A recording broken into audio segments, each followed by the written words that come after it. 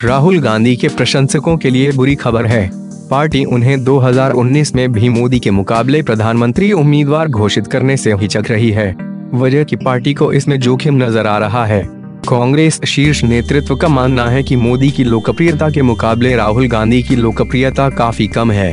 Gandhi surname हटा दिया जाए तो राहुल अब तक खुद को दमदार नेता के तौर पर भी साबित नहीं कर पाए हैं। यही वजह है कि आम जनता का एक वर्ग जो मोदी और भाजपा को नापसंद करता है, वे भी राहुल गांधी को मोदी का विकल्प नहीं मान पा रहा।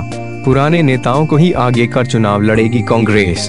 कांग्रेस के एक बड़े नेता इंडिया संवाद से बातचीत में खुलकर तो इस बारे में कुछ नहीं कहते, मगर पार्टी के संभावित प्लान की ओर इशारा जरूर करते हैं। कहते हैं कि पार्टी के शीर्ष नेताओं की कुछ दिन पहले सोनिया गांधी के साथ मंत्रणा हुई। कहा गया कि 2019 में मोदी के मुकाबले के लिए ऊर्जावान मगर बहुत अनुभवी और मंझे नेतृत्व की दरकार है। राहुल गांधी ऊर्जावान जरूर है, मगर मोदी शाह की जोड़ी के राजनीतिक दांव पेच के मामले में कमजोर पड़ जाते हैं। इतना ही नहीं, राहुल पार्टी के कई अनुभवी नेताओं को भी एक साथ लेकर चल नहीं पा रहे। कभी किसी को बहुत तवज्जो दे देते हैं तो कभी किसी से जरा सा भी नाराजगी हुई तो मिलने के लिए भी समय नहीं देते, जिससे पार्टी के ही नेता हतोत्साहित रहते हैं। उदाहरण के तौर पर जिस कैप्टन अमरिंदर सिंह को राहुल गांधी कभी तवज्जो नहीं देते थे, उन्हीं कैप्टन अमरिंदर ने पंजाब में पार्टी की नाक बचाने का काम किया। अतीत में ऐसी कई गलतियां राहुल कर चुके हैं। काम के नेताओं को साइडलाइन कर देते हैं और चापलूस नेताओं से घिरकर खुद और पार्टी का नुकसान कर लेते हैं। खास बात है कि उनके सलाहकार ही उनकी सियासी राह में बाधक बने हुए हैं।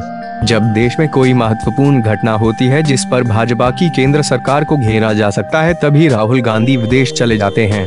उनके सलाहकार यह नहीं बताते कि इस वक्त उनकी पार्टी को जरूरत है। ऐसे में तय हुआ कि राहुल की बजाय अनुभवी नेता को आगे किया जाए। कांग्रेस के ये नेता ढूंढेंगे नेतृत्व। कांग्रेस की ओर से हाल ही में कांग्रेस कम्युनिकेशन कमेटी बनाई गई है।